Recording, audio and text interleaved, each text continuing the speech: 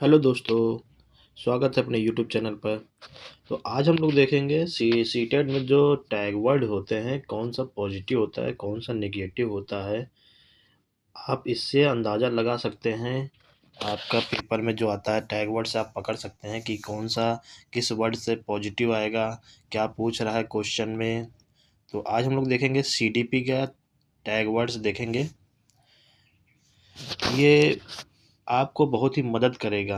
आप लैंग्वेज समझ लेंगे ना, तो आपको बहुत ही मदद करेगा। आप बहुत आसानी से चुटकियों में क्वेश्चन को हल कर सकते हैं। चलिए शुरुआत करते हैं। जैसे पहला है बाल केंद्रित शिक्षण। बाल केंद्रित शिक्षण में शिक्षा का केंद्र बच्चा होता है, ना कि शिक्षक या किताब होता है। तो बाल केंद्रित शिक्षण में बच्चे को केंद्र में रखा जाता है। इसमें शिक्षक और किताब का कोई भूमिका नहीं होती है। बच्चे को कभी गलत मत समझिएगा। दूसरा, जैसे इसमें बच्चों की रुचि, आवश्यकता, क्षमता और सीखने की गति को ध्यान में रखा जाता है। तो इसमें बच्चे की रुचि, आवश्यकता और क्षमता, सीखने की गति को ध्यान में रखा जाता है।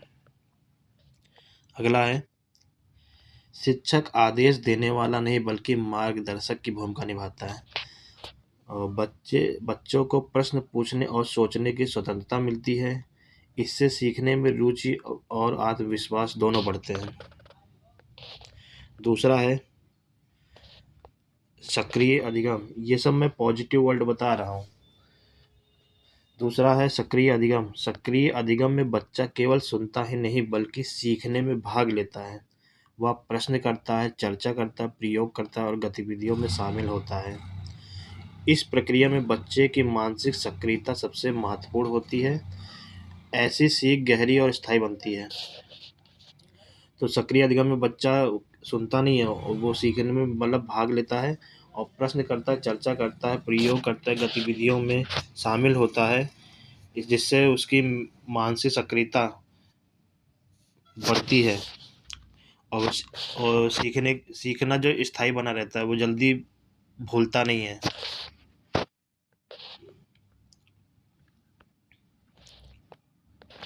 केवल चुपचाप बैठकर सुनना सक्रिय अधिगम नहीं माना जाता। अगला है रचनावादी। ये मोस्ट इम्पोर्टेंट है।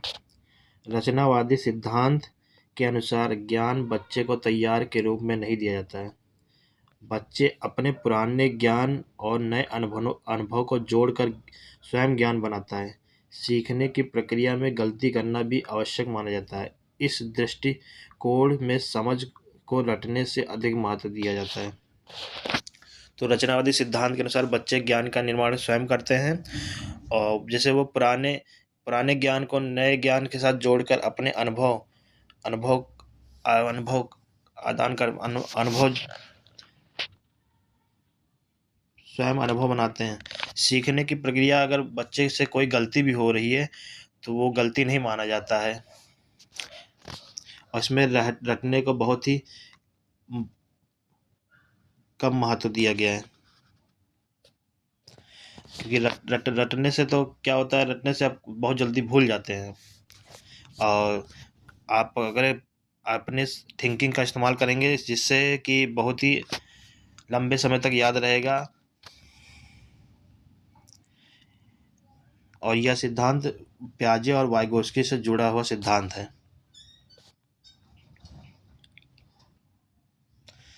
अगला है इसमें बच्चे अपने अनुभव आधारित शिक्षण। इसमें बच्चे अपने वास्तविक जीवन के अनुभव से सीखता है। सीख गतिविधि प्रयोग, खेल और परियोजना के माध्यम से होती है। केवल किताब पढ़ना इसमें पर्याप्त नहीं माना जाता है। करके सीखना इस पद्धति का मुख्य आधार है। ऐसी सीख लंबे समय तक याद रहती है। तो अनुभव आधारित शिक्षण में बच्चा अपने वास्तविक के अनुभव से सीखता है। सीख गतिविधि प्रयोग खेल परियोजना के माध्यम से।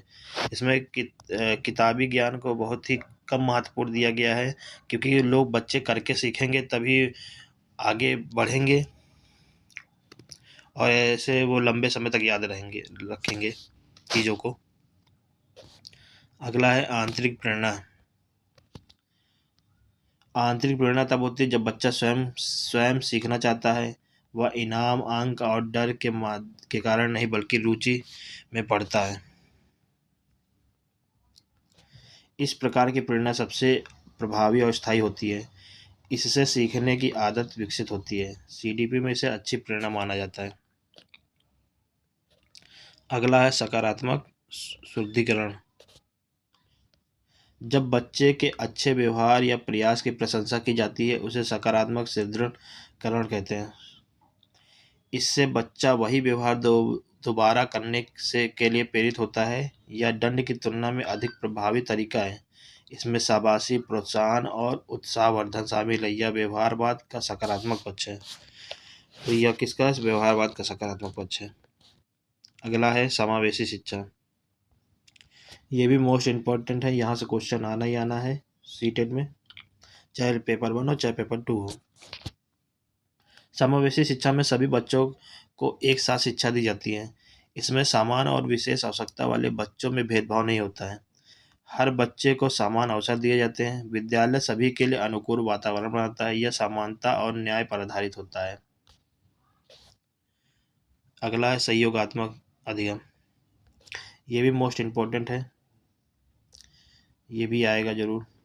इसमें बच्चे समूह में मिलकर सीखते हैं। वे अपने विचार साझा करते हैं और एक दूसरे की मदद करते हैं। इससे सामाजिक कौशल और सहानुभूति विकसित होती है। प्रतियोगिता की जगह सहयोग को बढ़ावा मिलता है। सीखने का माहौल सकारात्मक होता है। तो सहयोगात्मक में बच्चे मिलकर सीखते हैं, अपने अपने विचार का आदान प्रदान करते हैं और एक दूसरे की मदद करते हैं, जिससे सामाजिक कौशल और सहानुभूति विकसित होती है। अगला क्वेश्चन है समस्या समाधान अधिगम। सीखने की प्रक्रिया किसी समस्या से शुरू होती है। बच्चा समस्या को समझता है और समाधान खोजता है, जिससे तर्क शक्ति और सोचने की क्षमता विकसित होती है। बच्चा केवल उत्तर याद नहीं करता बल्कि समझ विकसित करता है या उच्च स्तरीय सोच को बढ़ावा देता है। तो समस्या समाधान अधिगम में बच्चे सीखने के लिए सबसे पहले समस्या उत्पन्न होती है। तो बच्चा उस समस्या को समझता है और उसको सॉल्व करने के लिए विभिन्न तरीके का समाधान खोजता है, जिससे बच्चों की तर्क शक्ति विकसित होती है, सोचने की क्षमता बढ़ती है। बच्चा केवल याद नहीं करता है बल्कि अपने अंदर समझ विकसित करता है और यह उच्च स्तरीय सोच को बढ़ावा देता है। अगला है आलोचनात्मक चिंतन। आलोचनात्मक चिंतन, इसमें बच्चा किसी भी जानकारी को बिना सोचे स्वीकार नहीं करता है। वह कारण, तर्क और प्रमाण पर विचार करता है। बच्चा स्वयं निष्कर्ष निकालता है। यह आधुनिक शिक्षा का प्रमुख उद्देश्य है। इससे स्वतंत्र सोच विकसित होती है। तो यह आधुनिक शिक्षा का प्रमुख उद्देश्य है, याद रखिएगा आप लोग। स्वानुशासन। स्वानुशासन का अर्थ है स्वयं अपने व्यवहार को नियंत्रित करना। यह डर या सजा से नहीं बल्कि समझ से आता है। ऐसा अनुमान स्थायी होता है। बच्चा जिम्मेदार बनता है। सीडीपी में इसे श्रेष्ठ अनुशासन माना जाता है, याद रखिएगा आप लोग। अगला है लोकतांत्रिक अच्छा वातावरण। इसमें बच्चे को बोलने और प्रश्न करने की आज़ादी होती है। शिक्षक तानाशाही व्यवहार नहीं करता है। बच्चों के विचारों को महत्व दिया जाता है। इससे आत्मविश्वास बढ़ता है। सीखने का वातावरण खुला और सकारात्मक होता है। तो लोकतांत्रिक अच्छा वातावरण में बच्चे को बोलने और प्रश्न करने की आज़ादी होती है कि बच्चे कुछ भी पूछ सकते हैं और शिक्षक तानाशाही व्यवहार नहीं कर सकता। इसमें बच्चे के विचारों को महत्व दिया जाता है, जिससे उनके उनके अंदर आत्मविश्वास बढ़ता है। तो वे और नए नए तरीके से क्वेश्चन पूछते हैं। सीखने का वातावरण खुला और सकारात्मक होता है इससे। अगला है भावनात्मक सुरक्षा। बच्चा जब स्वयं को सुरक्षित महसूस करता है तभी सही सीखता है। डर और अपमान से मुक्त वातावरण आवश्यक है। भावनात्मक सुरक्षा से आत्मविश्वास बढ़ता है। बच्चा खुलकर प्रश्न करता है। यह मानसिक विकास के लिए जरूरी है। अगला है व्यक्तिगत भिन्नताओं में सम्मान। ये भी मोस्ट इम्पोर्टेंट है, क्वेश्चन यहाँ से जरूर बनेगा आप लोगों में। हर बच्चा अलग अलग होता है। सीखने की गति और क्षमता में सभी से एक जैसी अपेक्षा करना गलत है। शिक्षण को लचीला बनाना जरूरी है। इससे कमजोर बच्चा भी आगे बढ़ता है। सीडीपी में से बहुत ही महत्व दिया गया है। तो व्यक्तिगत भिन्नताओं का सम्मान मतलब हर बच्चा अलग अलग होता है। हर बच्चे के अंदर अलग अलग भिन्नताएं होती है, जैसे कोई जल्दी सीखता है, कोई लेट में सीखता है, किसी की सोचने की क्षमता बहुत अधिक है, किसी की सोचने की क्षमता कम है, वो जल्दी नहीं सोच सकता है, कि इसलिए सभी से एक जैसे अपेक्षा करना गलत है।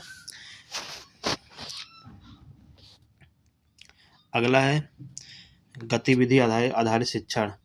इसमें खेल, प्रयोग और कार्य द्वारा सिखाया जाता है। बच्चा सीखने में जिससे रुचि लेता है, सीख बोझ नहीं लगती है, समझ उसके अंदर बेहतर होती है, या बाल केंद्रित शिक्षा पद्धति है।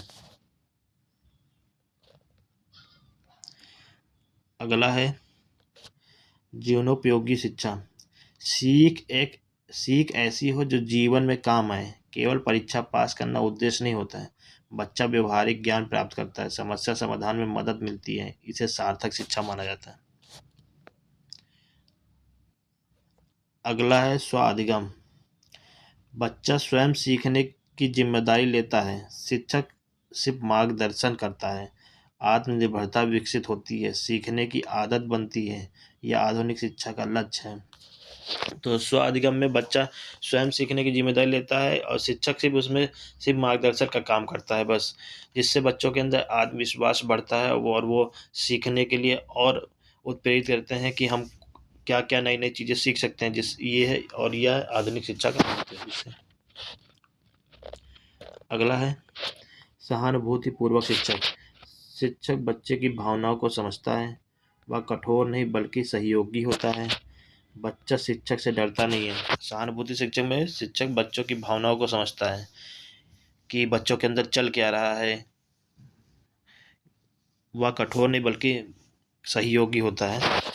बच्चा शिक्षक से डरता नहीं सकता। विश्वास का रिश्ता बनता है, सीखने का माहौल बेहतर होता है।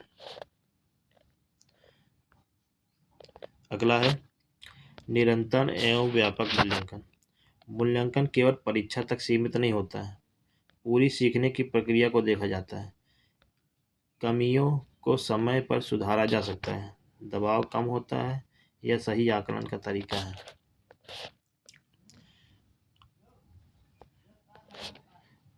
अगला है 20वां उच्च स्तरीय चिंतन कौशल।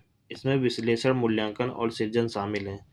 बच्चा केवल याद नहीं करता, वह सोचता है, नए विचार बनाता है, या सीख को गहरा बनाता है। आधुनिक शिक्षा का अंतिम लक्ष्य यही है। अब हम लोग देखेंगे निगेटिव टैग वर्ड्स। पारंपरिक मनोवैज्ञानिक रूप से गलत है। रटंत विद्या। पहला है रटंत विद्या। रटंत विद्या में बच्चा बिना समझे शब्दों और तथ्यों को याद करता है। उसमें सोचने, समझने और तर्क करने की प्रक्रिया नहीं होती है। ऐसे सीख बहुत जल्दी भूल जाती है। बच्चा विषय में रुचि नहीं लेता है। सीडीपी में से गलत और अवैज्ञानिक माना गया है। तो रटन विद्या में बच्चा सिर्फ रटता रहता है, वो चीज़ें सिर्फ याद करने की कोशिश करता है, जिससे उसकी मेमोरी में बहुत ही कम समय के लिए वो चीज़ याद रहती है। अगर आप अपना दिमाग लगाएंगे, थिंकिंग करेंगे, सोचेंगे, तर्क करेंगे, तो जिससे लंबे समय तक आपकी मेमोरी में स्थायी बना रहेगा वो चीज़।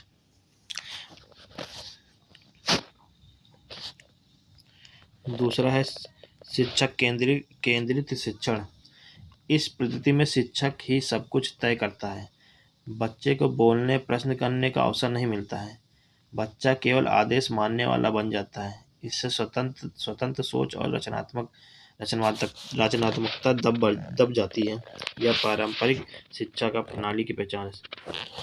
तो शिक्षक केंद्रित शिक्षण में शिक्षक को ही सब कुछ माना गया है, जिससे बच्चों को बोलने और उसमें अवसर नहीं दिया जाता है। शिक्षक जब कहेगा तभी वो बच्चे बोलेंगे, जिससे बच्चे मतलब सोचने की क्षमता और रचनात्मक सब खत्म हो जाता है।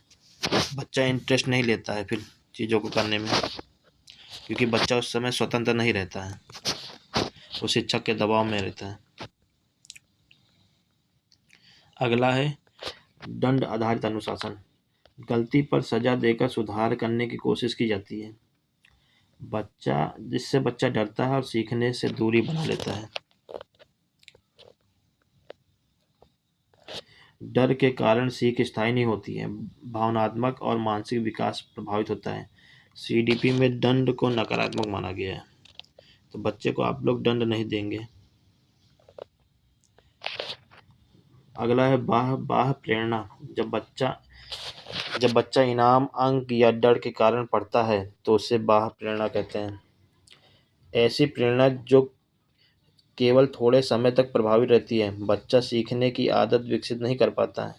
इनाम हटते ही सीखना बंद हो जाता है, इसलिए इसे कमजोर प्रेरणा माना जाता है। अगला है निष्क्रिय अधिगम। इसमें बच्चा केवल चुपचाप सुनता रहता है। वह प्रश्न नहीं करता और सोचने का अवसर नहीं पाता है। सीखने में उसकी सक्रिय भूमिका नहीं होती है। ऐसी सीख उथली और अस्थायी होती है। सीडीपी में इसे गलत माना गया है। तो निष्क्रिय अधिगम में बच्चा ओनली चुपचाप सिर्फ सुनता है, वो प्रश्न भी नहीं करता है, उसको सोचने का अवसर भी नहीं दिया जाता है, जिससे उसकी सक्रिय भूमिका खत्म हो जाती है मतलब। अगला है प्रतियोगी वातावरण। इसमें बच्चे को आपस में तुलना करके आगे बढ़ाया जाता है। इससे तनाव, ईर्ष्या और डर पैदा होता है। कमजोर बच्चा हतोत्साहित हो जाता है। अगर कहीं आप देखिएगा हतोत्साहित लिखा होगा तो वो आपका निगेटिव होता है, अगर प्रोत्साहित लिखा होगा वो आपका पॉजिटिव होता है। सहयोग की भावना विकसित नहीं हो पाती है। सीडीपी में सहयोग को प्रतियोगिता से बेहतर मानता है। अगला है लेबल लगाना। बच्चों को कमजोर, तेज, सुस्त और नाम देना लेबलिंग कहलाता है। इसमें बच्चे का आत्मसम्मान कम हो जाता है। वह खुद को उसी छवि में देखने लगता है। उसकी प्रगति रुक जाती है। मनोविज्ञान में इसे हानिकारक माना गया। अगला है कठोर अनुशासन। बहुत ज़्यादा नियम और सख्त नियंत्रण कठोर अनुशासन कहलाता है। इससे बच्चा दबाव और डर में रहता है। स्वतंत्रता और रचनात्मकता खत्म हो जाती है। बच्चा आज्ञाकारी तो बन सकता है, जिम्मेदारी नहीं। सीडीपी में से नकारात्मक कहते हैं। अगला है परीक्षा केंद्रित शिक्षण। पूरी शिक्षा केवल परीक्षा और अंक तक सीमित हो जाती है। सीखने की प्रक्रिया और समझ को बेहतर नहीं माना जाता। बच्चा रटने पर ध्यान देता है। वास्तविक ज्ञान विकसित नहीं हो पाता है। इसे अधूरी शिक्षा माना जाता है। परीक्षा केंद्रित शिक्षा में पूरी शिक्षा केवल परीक्षा और अंक तक ही सीमित रहती है। इसमें सीखने की प्रक्रिया और समझ को महत्व ही नहीं दिया जाता है। बच्चा केवल रटने की कोशिश करता है। अपने मतलब सोचने, तर्क करने की क्षमता नहीं होती उसके अंदर, और वह अपने वास्तविक ज्ञान भी विकसित नहीं कर पाता है। अगला है एक तरफा शिक्षण। इसमें शिक्षक बोलता है और बच्चा केवल सुनता है। संवाद और सहभागिता का अभाव होता है। बच्चे की जिज्ञासा दब जाती है। सीख उबाऊ बन जाती है। सीडीपी इसे अप्रभावी मानता है। अगला है भय का वातावरण। डर का माहौल बच्चे की मानसिक रूप से कमजोर बनाता है। बच्चा गलती करने से डरता है। वह प्रश्न पूछने से हिचकिचाता है। सीखने की स्वाभाविक प्रक्रिया रुक जाती है। इसलिए भय को नकारात्मक माना गया। अगला है यांत्रिक अधिगम। इसमें बच्चा मशीन की तरह सीखता है। समझ और तर्क की भूमिका नहीं होती है। बच्चा सिर्फ प्रक्रिया दोहराता है। सोचने की क्षमता विकसित नहीं होती है। सीडीपी में से गलत अधिगम माना जाता है। अगला है कठोर अधिगम, कठोर पाठ्यक्रम।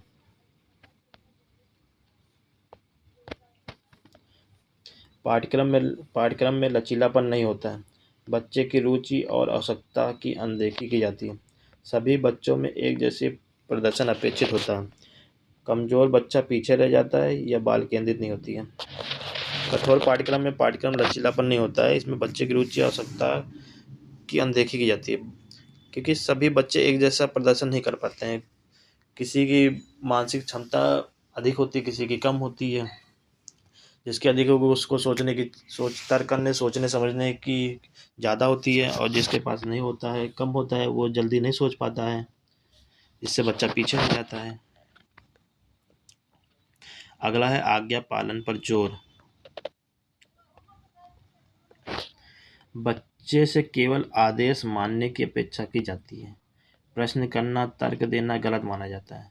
इससे स्वतंत्र सोच विकसित नहीं होती है। बच्चा डरपोक बन जाता है। सीडीपी में इसे नकारात्मक माना जाता है। अगला है तुलना आधारित मूल्यांकन। बच्चों की आपस में तुलना की जाती है।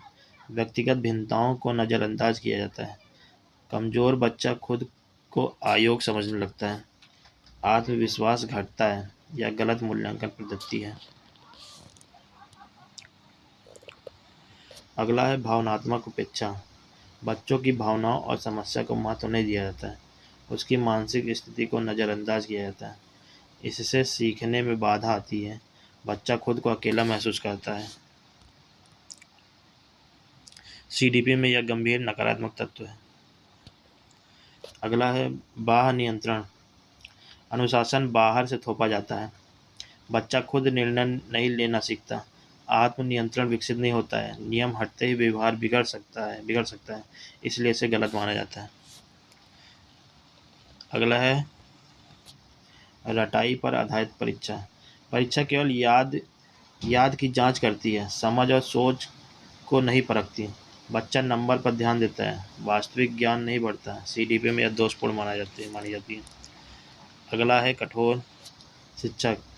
ऐसा शिक्षक डर और दूरी का माहौल बनाता है। बच्चा प्रश्न पूछने से डरता है। सीखने में रुचि खत्म हो जाती है। विश्वास का रिश्ता नहीं बनता है। यह शिक्षक के लिए हानिकारक है। अगला है निषेधात्मक दृष्टिकोण। हर बात पर मत करो कहना निषेधात्मक दृष्टिकोण है। इससे बच्चे की जिज्ञासा दब जाती है। रचनात्मकता का प्रयोग की भावना खत्म होती है। बच्चा डरकर सीखता है। सीडीपी में इसे भी नकारात्मक माना जाता है। तो दोस्त, बाहर बारिश हो रही है, तो आप लोग भी बताइए, आपके यहाँ भी बारिश हो रही है क्या? बताइए, ठंडी का मौसम है, इस समय मौसम चेंज हो गया है, हर जगह बारिश ही बारिश हो रही है। आगे देखते हैं, ये मोस्ट इम्पोर्टेंट है आपके लिए। राष्ट्रीय पाठ्यचर्या रूपरेखा 2005, एनसीएफ 2005। राष्ट्रीय पाठ्यचर्या रूपरेखा 2005 में एनसीईआरटी द्वारा तैयार किया गया था और इसे सीबीएसई व अन्य बोर्डों ने भी लागू किया। इसका मुख्य उद्देश्य शिक्षा को बाल केंद्रित, अर्थपूर्ण और जीवन उपयोगी से जोड़ना था।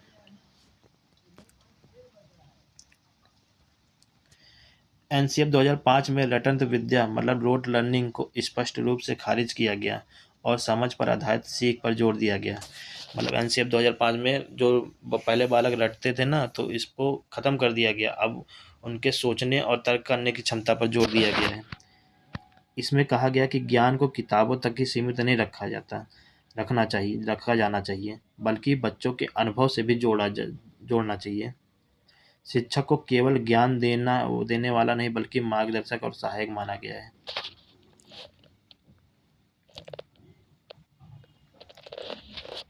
एनसीएफ 2005 में कंट्रोवर्शियल अप्रोच को अपनाया, जिसमें बच्चा स्वयं ज्ञान का निर्माण करता है।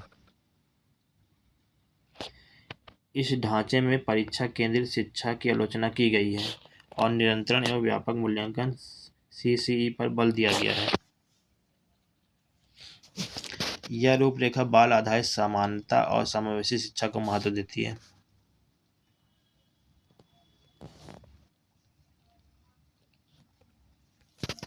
एनसीएफ 2005 के अनुसार कक्षा का वातावरण लोकतांत्रिक और भयमुक्त होना चाहिए। इसमें कहा गया है कि दंड और डर सीखने में बाधा उत्पन्न करते हैं। एनसीएफ 2005 में पाठ्यक्रम के बोझ को कम करने की सिफारिश की गई है। भाषा, गणित, ईवीएस और सामाजिक विज्ञान को जीवन से जोड़कर पढ़ाने पर जोर दिया गया है। इसमें स्थानीय ज्ञान और संस्कृति को भी महत्व दिया गया है। एनसीएफ 2005 के अनुसार शिक्षा का उद्देश्य केवल नौकरी पाना ही नहीं, बल्कि समग्र विकास होना चाहिए। यह ढांचा आलोचनात्मक चिंतन, रचनात्मकता और नैतिक मूल्यांकन के विकास पर बल देता है। सीटेट में सीडीपी में एनसीएफ 2005 को आधुनिक शिक्षा की आधारशिला माना जाता है। तो दोस्त, ये थे हमारे टैग वर्ड्स थे। होप आपको अगर वीडियो अच्छा लगा हो तो वीडियो को लाइक करिएगा, चैनल पर नए हैं सब्सक्राइब करिएगा और आगे शेयर कर दीजिएगा इस वीडियो को, जिससे और ज़्यादा से ज़्यादा लोग इसका लाभ ले सकें। तो आप लोग परीक्षा की अच्छे से तैयारी करिए और टैग वर्ड ज़रूर याद रखे रहेगा, ये आपको बहुत ही महत्वपूर्ण देगा, मतलब बहुत ही इम्पोर्टेंट है होता है। जैसे कोई चीज़ आपको समझ में नहीं आ रही है तो आप टैग वर्ड से पकड़ सकते हैं कि ये नेगेटिव था तो ये नेगेटिव हो जाएगा, ये पॉजिटिव था तो इसका आंसर ये पॉजिटिव हो जाएगा। और क्वेश्चन को थोड़ा ध्यान से पढ़िएगा, उसमें पूछा क्या है। अगर नहीं पूछा है तो आप वही नहीं वाला फिर ढूंढिएगा, क्योंकि कई लोग होते हैं कि नहीं नहीं पढ़ते हैं और जो पॉजिटिव देखते हैं उसी पे मार देते हैं। तो क्वेश्चन के हिसाब से आंसर आपको लगाना होगा। तो थैंक यू दोस्त, चलिए।